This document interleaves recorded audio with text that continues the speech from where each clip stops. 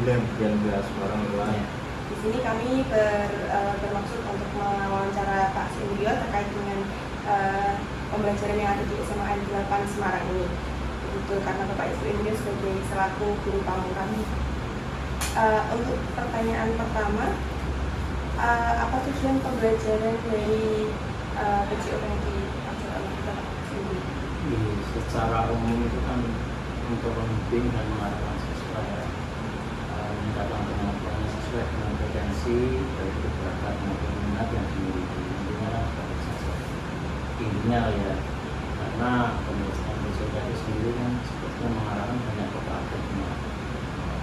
Maka kita sebenarnya hanya membimbing saja, mengarahkan saja juga. Intinya seperti itu. Kalau secara khusus memang ada tujuan termasuk yang meningkatkan kebugaran, tapi itu bagian dari di dalam pembelajaran itu sendiri. Tapi secara umum tujuan itu. Baik. Selanjutnya Pak, ini bagaimana posisi kemampuan peserta didik dilihat dari tujuan pembelajaran? Ya sebetulnya sesuai dengan potensi karakter didik itu sendiri ya berbeda-beda ya. Tapi di ambang normal, karena di sini tidak ada yang berkebutuhan khusus. Jadi kalau saya melihat kalau dari kemampuan awal itu kan memang kita harus lihat dari situ ya. Karena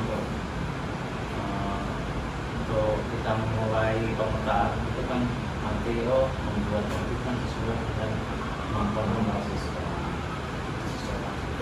Saya kira masih normal kalau posisinya masih normal, tidak terlalu menonjol, sudah tidak terlalu kita kan berbeda lagi. Selanjutnya, apa kriteria yang dinilai untuk ditangani, Pak? Untuk siswanya, yang jelas kan memang yang pertama kan tujuan pembelajaran itu sendiri. Jadi dia harus belajar apa sesuai dengan kemampuannya, itu harus dipahami dulu. Posisinya kan sudah jelas dia. Posisi saya di sini kemampuan saya seperti ini. Jadi tiap diri kan memang punya kemampuan berbeda, itu yang dipahami dulu. Setelah itu baru nanti kita berikan sarana untuk mengembangkan itu. Kan kita tidak berorientasi pada hasil, bahkan prosesnya. Proses itu yang paling utama itu. Kalau hasil kan istilahnya kan ya nanti lah. Itu di ekstrakurikuler ya, kalau kita tidak hasilnya itu prosesnya. Jadi tujuan belajarannya dulu harus tahu. Yang kedua, kalau kita kriteria untuk kita menggunakan waktu kan banyak, tapi khusus peserta didik itu harus tahu tujuan. Seperti yang kedua, kalau sudah tahu tujuannya kan yang sebenarnya apa nanti kan seperti itu. Yang pelajari yang seperti apa itu kan sudah disampaikan di permukaan itu. Kita bisa pikirnya bagaimana nanti untuk siswa bisa. Karena sejalan itu juga kita nanti melakukan refleksi. Dari situ lagi nanti kita bisa kita langsung tindakan yang kemudian itu. Selanjutnya pertanyaan seperti ini. Terima kasih Mbak. Selanjutnya Pak, bagaimana caranya menggugah pemikiran peserta didik untuk mempegang dalam ide-ide besar dan melakukan kinerja nyata? Sebetulnya di awal pembelajaran itu sudah kita sampaikan sampai tujuan, persepsi juga, memancing, dan motivasi kan juga ada di situ. Jadi kita sampaikan di situ. Kita belajar ini motivasinya apa dong, kan gitu nanti. Kalau kalian ternyata nanti, misalnya bola voli, kita juga motivasi jadi pemain. Gitu. Itu motivasi yang lebih tinggi punya. Tapi walaupun itu untuk memancing saja kan dulu. Yang paling penting itu, karena di awal sudah dijelaskan nanti ada yang salah kita betulkan. Terus di akhir kita refleksi. Jadi tujuan itu kan sebenarnya sudah tercapai di Sunda. Nah, kita refleksi di akhir itu. Jadi siswa itu, kamu kekurangan di sini, kamu kekurangannya di sini. Jadi anak nanti langsung bisa, kelemahan di sini saya, di sini dia akan juga untuk bagaimana saya menjadi seorang anak material, saya di sepak bola, saya di sini itu bukan tujuan utamanya kan gitu. Tapi tujuannya kan punya minat bola, punya bakat di sini kan bisa nanti bisa diarahkan. Seperti yang kemarin saya ambil contoh, berarti seperti TKCI Pak ya, itu merupakan tes awalan mungkin kisi-kisi ke depan kalau siswa atau jadi mau mendaftar ke dunia militer, TNI, Polri, mungkin ada tes-tes seperti itu yang bisa menunjang tahapan awal nih Pak. Iya, masuk perguruan tinggi kan seperti ada TKCI itu kan maksudnya apa, sesuai dengan materinya. Makanya petakan materi sesuai dengan kondisi kita, sarana prasarana yang kedua lingkungan ini misalnya senangannya bola voli, ada ekstra bola voli, sama pembelajaran. Nah itu karena lingkungan sudah biasanya itu ya kami disetujui biar matching dengan yang ada di masyarakat sekitar. Pesannya kan itu Iya. Kemudian Bapak, bagaimana pendekatan penyampaian materi sehingga menghasilkan minat dan keingintahuan lebih terhadap materi tersebut dibiasakan? Ya sebetulnya kan memang sesuai dengan metode yang kita terapkan dan model yang kita gunakan gitu. Kalau kita melihat yang K13 dengan yang ini KS sebenarnya hampir sama. Modelnya mau digunakan seperti apa kan tergantung kita. Ya sesuaikan dengan materi. Misalnya sama kayak PBL itu kan banyak sekali. Anak bisa tahu, anak bisa kreatif, pembahasan lingkungan anak juga bisa tersampaikan semua. Pakai PCPR yang boleh juga seperti itu. Kemarin yang dengan sudah ajarkan itu kan sebetulnya kan untuk kreativitas sama semua. Jadi anak itu bisa muncul ide-ide karena kita pancing, bisa kita karena pembelajaran kita tidak monoton ke ceramah ke pemandu saja. Jadi itu yang memang kita kedepankan. Jadi kalau dulu ada JBSA itu ya, cara belajar siswa aktif itu kan satu-satunya subjek belajar adalah peserta didik itu. Jangan lupa karena sebenarnya banyak yang proses tapi kan mendengar kan paling rendah tingkatannya. Iya. Datang masang. Jadi lebih ke peserta didiknya yang lebih aktif untuk inovasi di Papua. Pakai itu kan nanti kan semuanya bisa. Sifatnya PPR bagaimana itu kan ya sudah dibangun dari awal sampai akhir itu anaknya memang kreatif, inovatif. Tidak kita saja yang fasilitator. Selanjutnya Bapak, peluang macam apa yang bisa menopang minat belajar strategi terutama ketika keadaan pembelajaran terasa sangat sulit? Ya, yang pertama kan kita tahu satu karakter peserta didiknya. Ada hambatan yang menimbulkan kecilnya pengambilan resiko, rendahnya imajinasi dan kurangnya berani untuk mempertanyakan dan ketidakmampuan dalam memutuskan. Rendahnya ini mereka masih kurang percaya diri pastinya. Apalagi ini kita menyadari selepas dari adanya COVID-19 kemarin, kita menyadari kita belum kembali ke jalur trek asli SMK Negeri 7. Di mana anak-anak yang rasa ingin tahunya tinggi, di mana anak-anak rasa kompetisinya tinggi, ataupun mereka keberanian mereka dalam mengeksplor diri mereka itu masih kurang karena sistem dulu, saya bukan menyalahkan COVID, tapi memang mereka pada saat SMP terlena dengan belajar sendiri di rumah. Nah itu kita masih mengembalikan di situ untuk mereka berani berkompetisi, berani rasa ingin tahu sendiri itu kita mengembalikan itu. Jadi keaktifan anak dengan cara reward and punishment sebenarnya, tapi kita tidak ada punishment, tapi kita adanya reward bagi orang anak-anak yang rasa ingin tahu tinggi atau anak-anak yang berani untuk ke depan untuk menunjukkan ini loh saya akan seperti ini. Nah itu kita pasti dapat reward di situ. Apalagi kita dengan diberitahu lah di awalnya memang kita akan diberitahu. Kita ajang tertinggi di SMK di tingkat SMK itu adalah LKS. Mereka akan diberitahu bahwa LKS itu nanti kalau mereka bisa juara LKS itu apa toh? Rewardnya itu apa? Bagusnya itu bagaimana jenjang karir mereka akan diberitahu. Nah, selain itu kita juga alhamdulillahnya di sini kita juga memiliki alumni. alumni yang luar biasa cinta kepada adik-adiknya. Ini mulai tahun ini akan ada, ini sudah berlanjut, bahkan kemarin sudah datang alumni mengajar. Ini memberikan motivasi lebih kepada anak-anak bahwa oh saya tidak salah jurusan ini, saya tidak salah jurusan ini, jurusan itu tepat bagi saya. Kalau dia bisa, kenapa saya tidak? Nah, berarti itu. mereka juga memberikan informasi peluang kerjanya Ya, kepada adik-adiknya. mereka akan memberikan peluang kerja yang kedepannya seperti apa, terus ke mereka itu bisanya bagaimana. Kalau kita lulus, kalau kalian lulus nanti mau kemana? Oke. Nah, Berarti memberikan petunjuk biar nggak buta mat nantinya, iya, biar nggak akhirnya salah nanti nggak arah. salah arah. Oke, biar mereka tambah yakin atas jurusan apa yang mereka pilih. Ya pastinya seperti itu. Yang pastinya mereka akan, oh ternyata jurusan saya itu besar loh. Oke. Ternyata jurusan saya itu banyak loh. Iya. Nah karena ini sebenarnya keprihatinan para alumni terhadap adik kelasnya sebenarnya. Bagaimana mereka masih buta terhadap saya itu kalau lulus dari jurusan ini mau apa? Kira-kira Mau jadi apa? Apakah jurusan otomotif? Apakah kalau otomotif buka bengkel? Iya. Ternyata tidak. Banyak peluang di sana.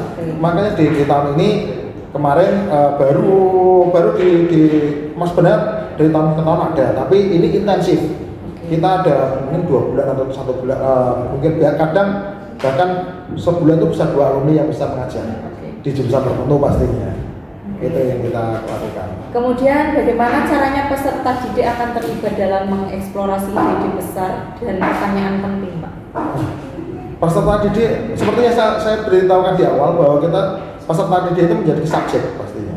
Nah, maka dari itu di setiap guru bahkan di jurusan itu menyiapkan job sheet ya. Mereka akan dibagi kelompoknya. Per kelompok itu punya job sheet masing-masing.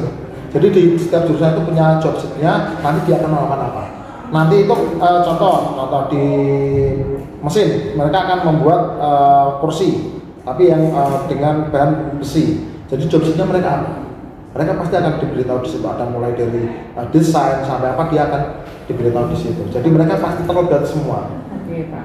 Kemudian kegiatan belajar apa untuk penampilan kemampuan puncak siswa? Seperti pekerjaan rumah dan pengalaman di luar kelas apa yang diperlukan untuk memungkinkan peserta didik mengembangkan dan memperdalam pemahaman mereka tentang ide-ide penting. Jadi didukung lingkungan rumah seperti apa untuk mengembangkan ide-ide besar itu? Lingkungan rumah ya Pak. Kalau rumah untuk peserta didik kita, jujur saya tidak mengetahui bagaimana kehidupan pribadi mereka ya pastinya. Yang pasti di sini itu ada berbagai macam komunitas, berbagai macam ekstrakurikuler yang mendukung di jurusan. Contohnya dari jurusan Mekatro, mereka punya satu komunitas sendiri tentang robotik. Jadi mereka akan kumpul dengan anak-anak robotik. Jadi kreativitas mereka akan ke anak-anak robotik. Terus di anak TK itu memiliki komunitas namanya sinematografi. Jadi mereka akan kumpul, yang suka dengan sinematografi mereka akan kumpul di sana. Bagi yang tidak ya biasanya mereka dapat informasi sama teman-temannya. Makanya di situ kita butuh kompetisi yang kompetitif dan pemikiran kompetitif dari anak untuk mereka harus berani untuk berkompetisi di luar. Bahkan kemarin kalau tidak salah di jurusan bangunan kelas 3 kemarin mereka berhasil juara 1 atau juara 2 saya lupa di Solo untuk pembuatan desain jembatan menggunakan kayu apa itu saya lupa kemarin yang itu di Solo dan itu juara. Dan itu pun selalu biasanya kita mengikuti itu. Makanya mereka ada wadahnya sendiri. Bagi itu pun yang menciptakan biasanya ya anak alumni para kakak kelasnya dulu diteruskan pada adik-adiknya ya untuk mensupport sistem mereka. Berarti didukung dari kegiatan ekstrakurikuler tadi ya Pak? Didukung dari ekstrakurikuler, dari komunitas-komunitas mereka. Kemudian bagaimana peserta didik akan dipandu untuk memikirkan kembali pemahaman mereka tentang ide-ide penting dan bagaimana produk dan pertunjukan peserta didik dalam ditingkatkan melalui revisi berdasarkan penilaian diri dan umpan balik dari guru. Kalau dari guru pastinya mereka kalau panduan dari guru yang pastinya mereka nanti produk mereka akan dinilai pastinya dan direfleksi apa kekurangan dan kelebihannya. Dan paling utamanya di SMK Negeri 7 itu mulai dari tahun kemarin itu akan ini lokal belum kita buka untuk umum, itu adanya pameran karya. Pameran karya ini untuk menunjukkan bahwa nanti karya saya akan dipamerkan. Jadi ini motivasi anak juga, karya saya akan dipamerkan. Berarti harus lomba-lomba Iya, yang sebaik terbaik, Pak. mungkin, sebaik mungkin. Mereka akan berpikiran kalau dipamerkan tidak baik, yang malu Siapa? siapa? Iya. Kalau bukan saya sendiri ataupun jurusan saya, apalagi kalau sudah mencari jurusan, mereka akan pasti, aduh kok yang malu jurusan Iya. ya. Kita punya Dalam skala besar ya, Pak. ya, puncak tema kita, puncak kan kalau kurikulum merdeka tema ya. Iya. Puncak tema kita itu adalah nantinya akan ada pameran karya sebenarnya. Walaupun itu masih tingkat lokal. Nah, pameran karya ini sebenarnya tidak dilakukan SMK Negeri 7 itu dulu pada saat masih K13. Itu dilanjutkan pada kurikulum merdeka. Bedanya yang sekarang itu kita masih mulai lagi. Dengan adanya Covid kemarin itu kan mati total, tidak boleh ada pameran dan yang lain. Ini baru mulai lagi menumbuhkan anak bahwa mereka kalau pameran itu seperti apa. Nah ini kalau ini berlangsung dan harapan kita bisa sampai akhir, bisa sampai mereka sanggup dan siap untuk memamerkan karya mereka. Kalau nanti kalau mereka sampai mungkin tahun ini atau tahun depan kalau mereka sudah siap, maka kita bisa buka ini untuk umum. Biasanya kita melakukan dulu sebelum Covid itu kita undang SMP sekitar atau sampai kota Semarang. Gunanya untuk apa? Jika nanti mereka ke SMK, mereka tahu. Biasanya produknya apa aja Pak yang dipamerin? Macam-macam, khusus beda-beda. Kalau bahkan di KGS atau di bangunan, mereka berani buka stand untuk namanya apa ya? Jasa untuk konsultasi bangunan. Oh, seperti yang saya lihat itu ya Pak di figura itu. Iya. Ada ini gambar apa desain bangunan dan yang lainnya Pak. Menawarkan produk desain bangunan. Ya, mereka menawarkan produk yang mereka mulai mendesain bangunan sampai RAB-nya. Iya. Mereka buatkan itu Seperti arsitek semua. Iya, mereka sudah sampai ke sana. Itu dalam bangunan. Oke, berarti hebat sekali ya ini anak-anak STEM ini. Kemudian bagaimana peserta didik didorong untuk merenungkan pembelajaran dan kinerja mereka? Itu biasanya di akhir pembelajaran kita pasti melakukan yang namanya refleksi, evaluasi bagaimana mereka asesmennya seperti apa. Oke. Pada saat dia project, pada saat mereka produk, apa yang kekurangan mereka. Nah, kita ada dua yang sudah direncanakan oleh guru, yaitu ada remedi dan pengayaan. Kalau mereka masih di bawah standar, karena kita berbasis project ya, kalau mereka kok hasilnya di bawah standar, ya mereka akan direfleksi mana yang kekurangannya, mana yang tidak paham, kepahamannya seperti apa, kekurangannya seperti apa. Nah, pada saat remedial mereka akan diberikan project lagi. Nah, di sini kalau mereka dengan pemikiran bahwa project ini kalau remedial di project tersebut, maka dia akan bertambah lebih baik. Walaupun tingkat proyeknya pasti akan di bawah proyek yang utama, tapi kan mereka akan belajar, oh kesalahan saya gitu. Jadi mereka akan mengurangi tingkat kesalahan di proyek yang kiranya nantinya sama. Dan kita juga harus menyiapkan pengayaan. Kenapa? Kalau ada remedial harus ada pengayaan agar yang sudah bisa tidak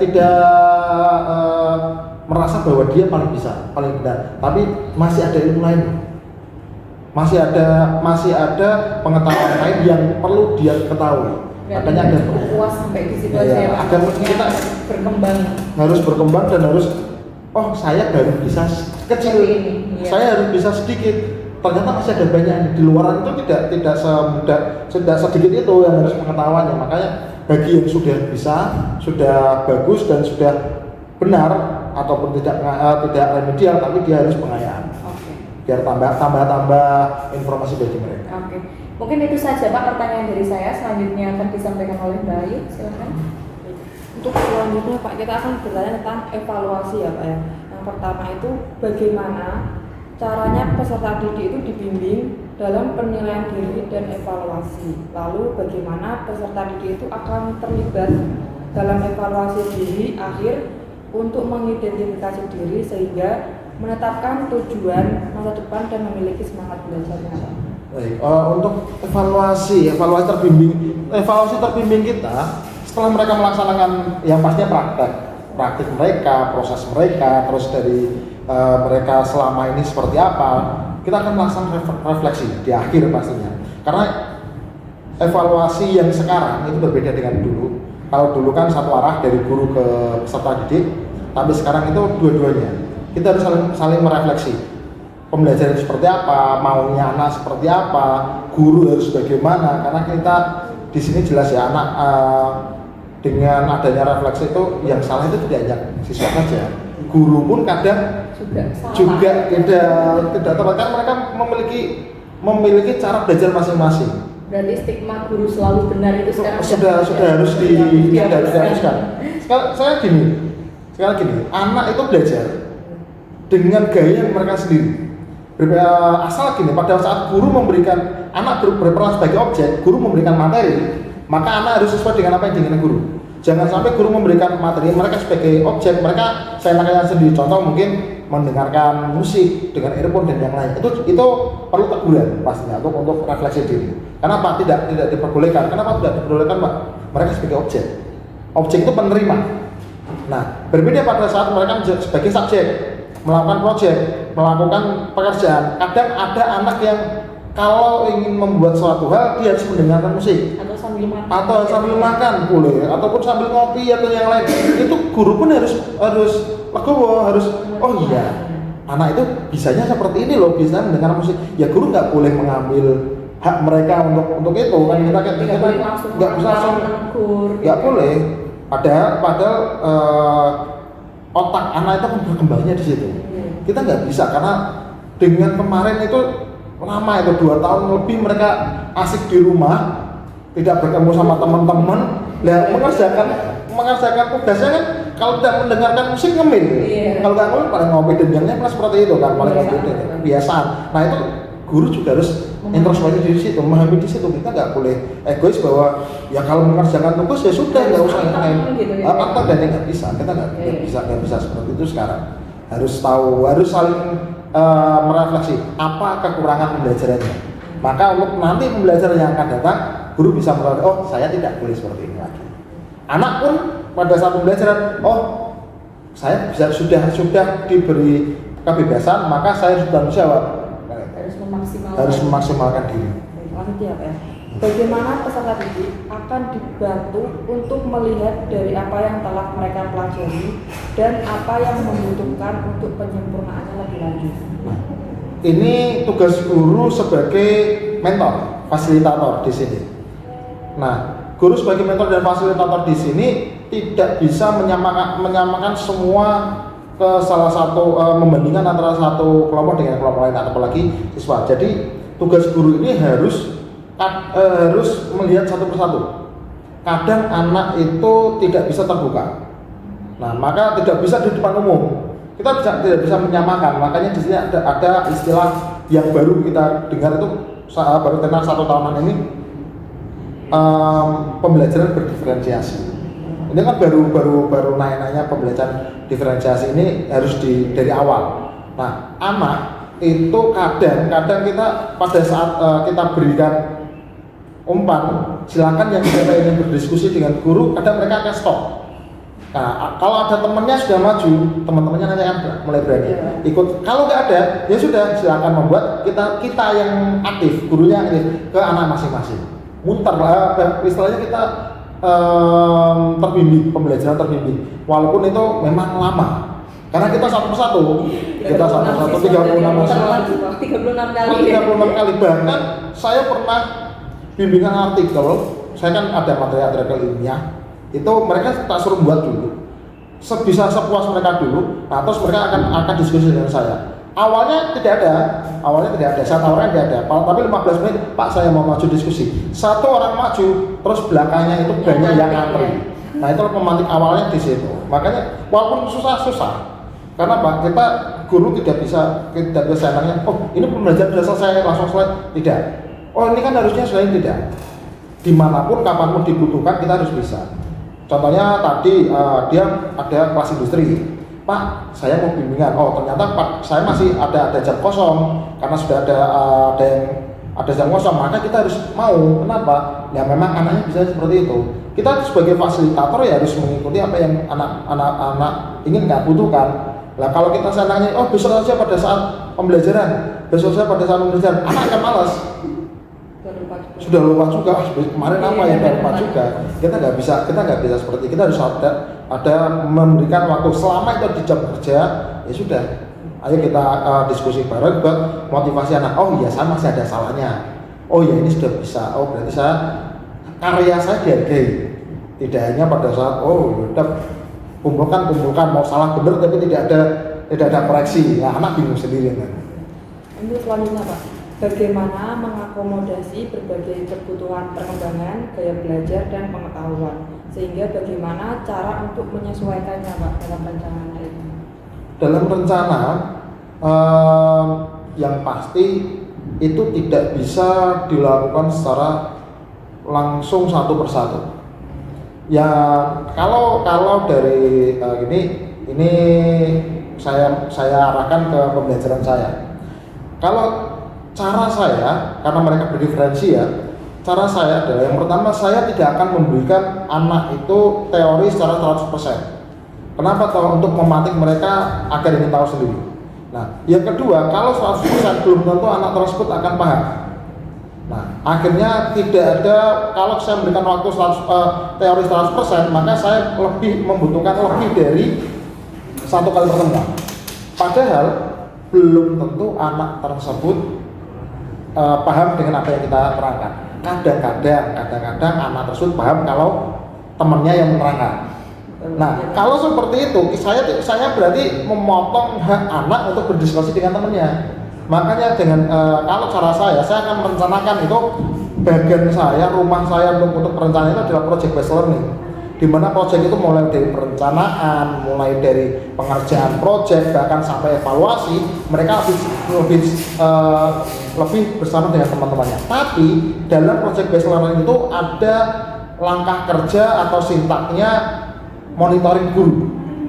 Nah, di sinilah monitoring guru itu kita memfasilitasi kita. Oh, mereka ayo kita ketemu kelompok A bagaimana, kelompok B bagaimana. Kalau itu pembelajaran individu, ya kita ketemu gimana kekurangannya seperti apa. Nah, kalau Pak saya individu masih kurang, kan nggak bisa. Kalau anak tidak berani dengan gurunya, maka masih ada celah mereka dengan temannya. Kalau enggak, mereka bekerja sama bareng. Mau punya seperti apa, punya seperti apa. Nah, bahkan cara saya ini, saya beranggapan bahwa mereka bisa saling tukar ide. Diskusi saling tukar ide, apalagi dengan proyek itu kan ada perencanaan ya. Perencanaan itu pasti, kalau perencanaan itu tidak mungkin langsung mengerucut di satu rencana. Konsep A akan berubah menjadi konsep B nanti pada perjalanannya waktu. Nah, disitulah mereka bisa berdiskusi di situ. Lalu untuk pengalaman belajar apa yang paling baik nih Pak, sehingga peserta didik itu dapat mengembangkan dan juga meminimalkan kemungkinan kesalahpahaman Pak? Ini mereka pada saat presentasi sih ya, mereka akan mengurangi hal itu mereka pada saat presentasi. Kenapa? Project based learning yang saya kembangkan itu kebanyakan ada di eksplorasi diri. Saya hanya memberi teori itu mungkin 10-20% di awal untuk poin-poin awal apa yang mereka cari. Terus mereka menerapkan dalam proyek mereka mencari ide dan yang lainnya. Pada saat mereka presentasi, nah mereka akan ketemu dengan berbagai macam ide. Presentasi kan dia akan menunjukkan karya mereka kepada teman-temannya. Belum tentu temannya itu yang sesuai dengan apa yang karya mereka. Nah, disitulah mereka akan saling berdiskusi, mereka akan membuka pikiran mereka. Oh, ternyata ini bisa lebih baik ya. Ya, pengalaman itu mereka saling mengisi, mereka saling membuka idealisme mereka, menampung banyak ide dan mereka kumpulkan sendiri. Itu merupakan bagi saya pengalaman paling baik. Karena kita punya idealis, tapi kita juga harus berpikiran secara realis, menghargai apa pendapat orang lain. Idealisme kita belum tentu diterima orang lain, tapi realita yang ada di lapangan pasti akan kita bisa mengikuti kalau kita mengetahui realisasinya seperti apa, kenyataannya bagaimana. Nah, kita membuat karya kok yang menikmati kita sendiri percuma, tapi kan karya harus dinikmati oleh orang lain. Makanya pada saat presentasi itu karya yang paling bagi saya adalah pengalaman paling menarik bagi mereka. Oh, saya masih ada yang kurang menariknya. Bahkan paling kan banyak ide, banyak orang banyak ide, banyak pemikiran. Iya. Lalu yang terakhir ini Pak, bagaimana mengatur dan mengurutkan pengajaran dan pembelajaran untuk memaksimalkan keterlibatan dan efektivitasnya, Pak? Kalau untuk mengatur pasti kita merencanakan dulu di awal. Model pembelajaran di awal kita harus seperti apa, maunya bagaimana, bahkan kita akan mengestimasi waktu. Nah, ini pengaturan awal di sana sebenarnya, awalnya di situ. Karena ini adalah wujudnya adalah sebuah perancangan, prakteknya kita belum tahu. Prakteknya belum tahu, masing-masing kelas kita tidak tahu karakteristiknya, masing-masing kelas tidak tahu anaknya seperti apa, nanti bekerjanya bagaimana. Nah, nanti di berjalannya waktu kita akan